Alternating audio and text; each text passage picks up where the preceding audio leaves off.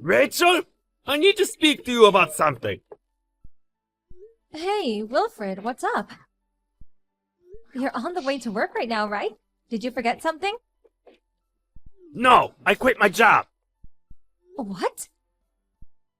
I handed in my notice a little while back. What? What the hell are you talking about? You still have a sleep? Why would you make such an important decision without telling me? Because if I told you I was thinking of quitting my job, you would have probably been opposed to it, right? Duh, obviously. And you would have asked me the reason I wanted to quit, wouldn't you? Of course I would have. Right? That's why I quit without telling you. There are so many things wrong with this, I don't even know where to begin. Well, why did you quit then? Well, about that. You see, what happened is... I found true love! Excuse me? My new partner's the daughter of the CEO of a certain company. She made me a coffee when I met her for the first time when I became sales manager for the project with that new client. That became the spark that grew into the burning fire of passion that is our love. When I asked about her family, she told me she was an only child. That means her father expects her to marry someone who will become CEO of his company one day. So what? You're divorcing so you can marry the daughter of a CEO? Doesn't that just make you a gold digger? No, it wasn't like that.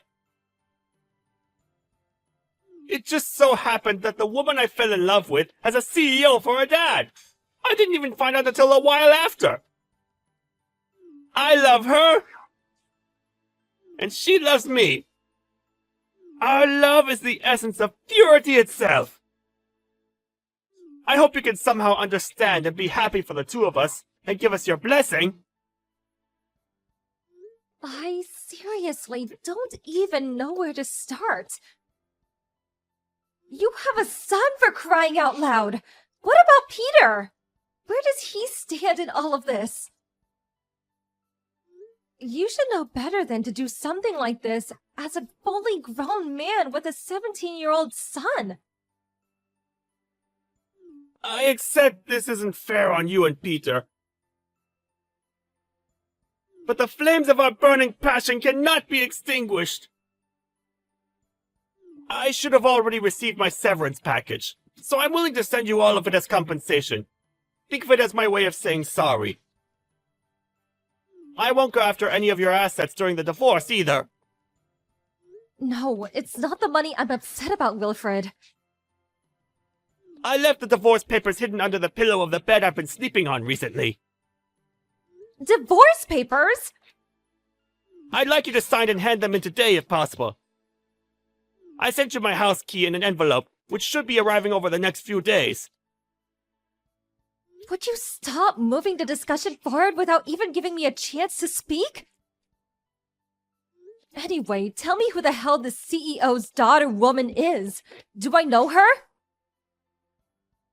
I don't want you causing her any problems. What? Like I'd do that? We spent years of our life together. You're my husband, damn it! I think that gives me a right to at least ask questions. That's enough for now. I'm heading over to her place. Make sure you take good care of Peter for me. Don't you dare, Wilfred! Wait!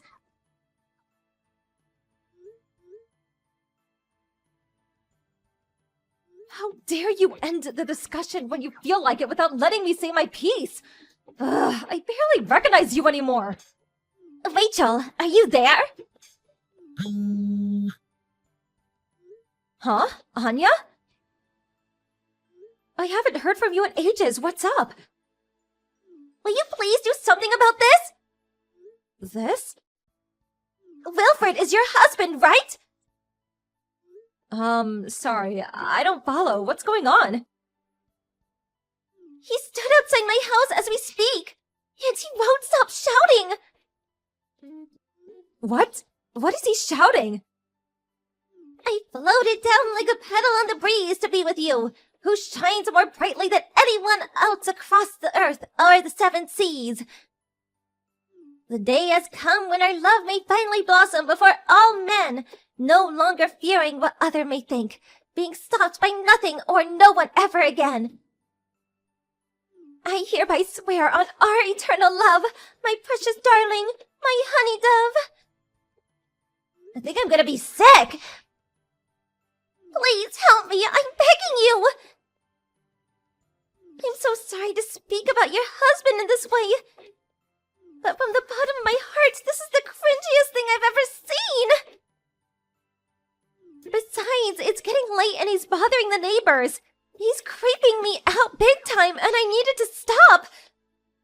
Please do something, anything!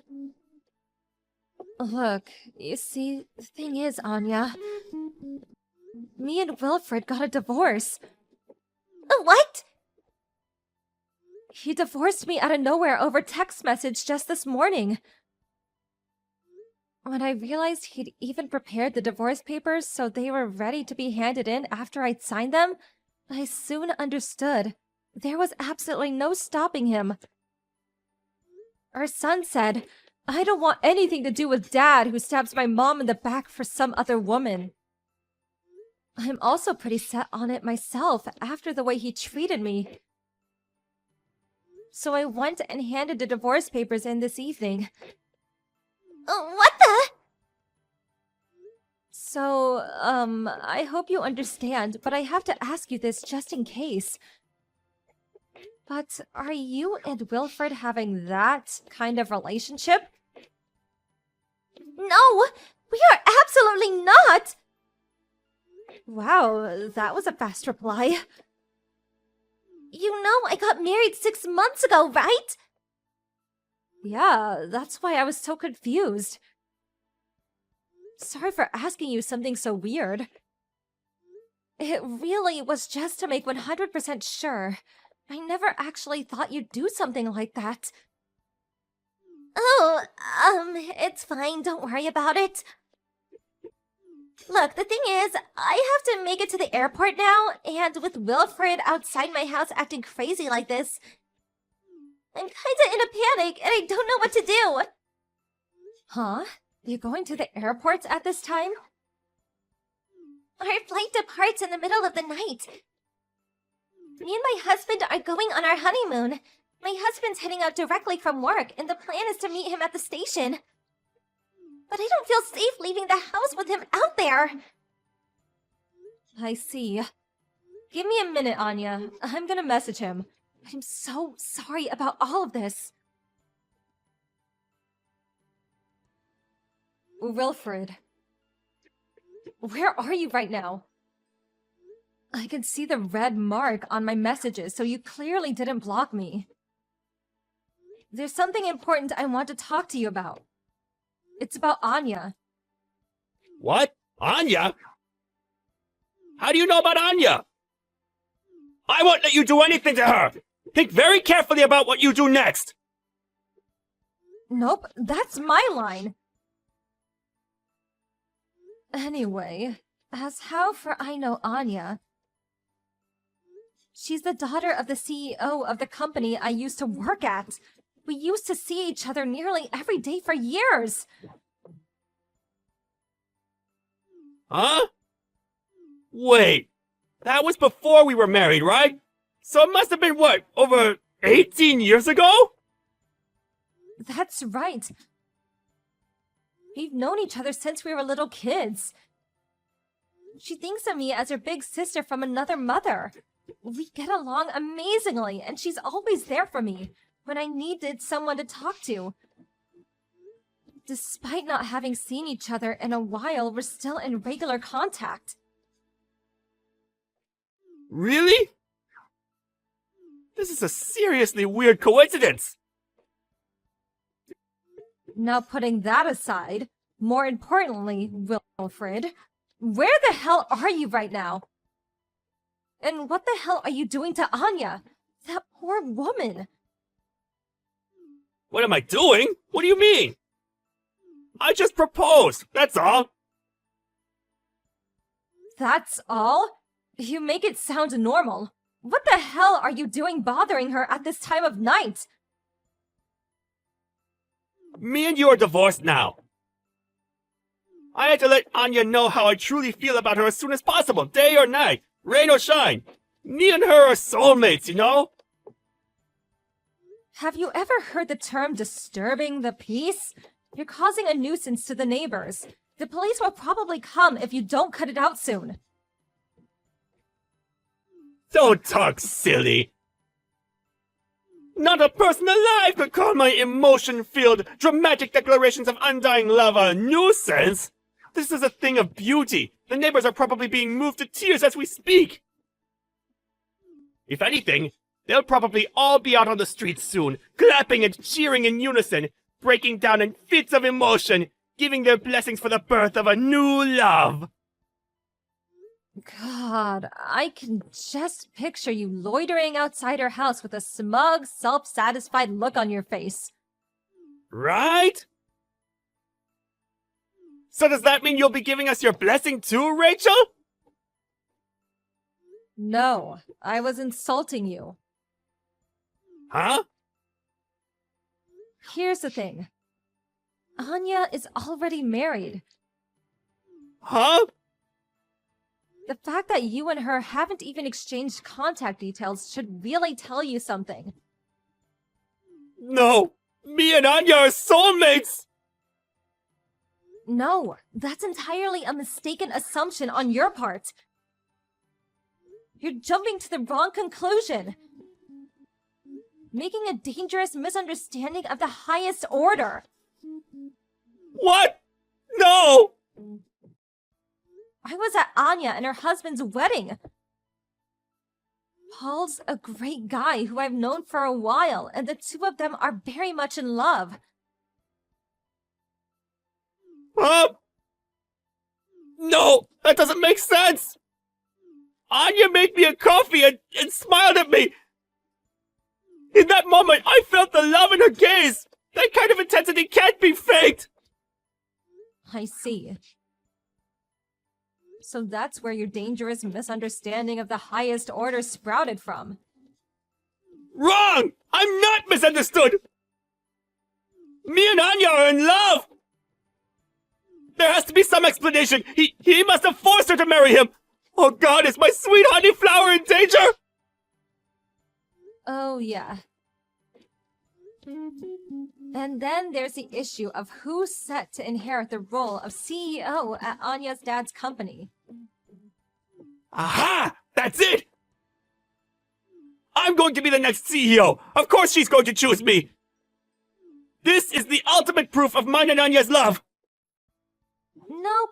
Sorry to have to break this to you, but Anya herself is set to become CEO within the next 2 or 3 years.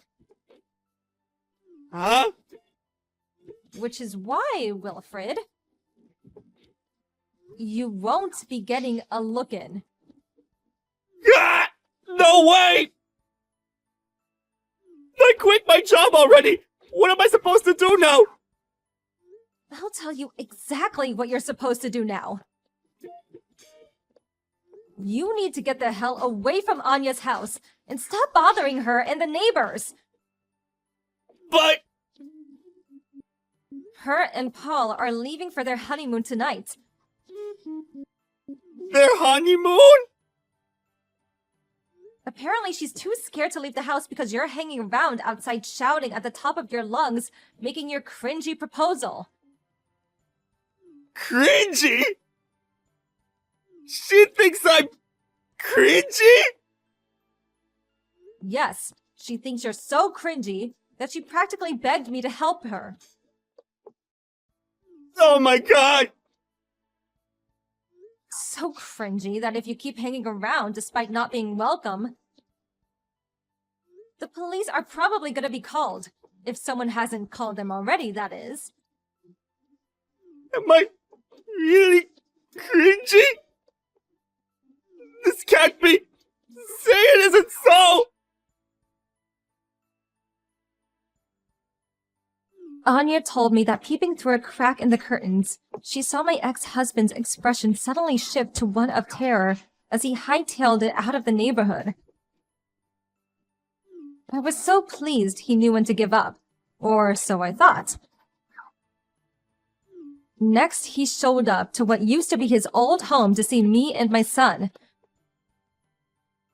But he's a stranger now, and I have no reason to let strangers, and creepy mentally unhinged ones at that, into my house. When I pretended I wasn't home, he began reciting romantic poetry through a letterbox, declaring his undying love for me and his desire to return to his old family life. I promptly called the cops, and before I knew it, he was being escorted home in the back of the police car. After that, word of his misdeeds reached his parents, who, fearing the risk he posed to society, forced him to go and live with them in the countryside. Last I heard, he's looking for a job right now, but between his job prospects looking dim because he's well past his prime, and the weight of the realization that he made a misunderstanding of epic proportions, as well as the accompanying hit to his self-esteem, and finally, the sense of loss brought about by realizing his true love thought he was a creepy weirdo, it's probably only a matter of time before his transformation into a full-blown NEET is complete.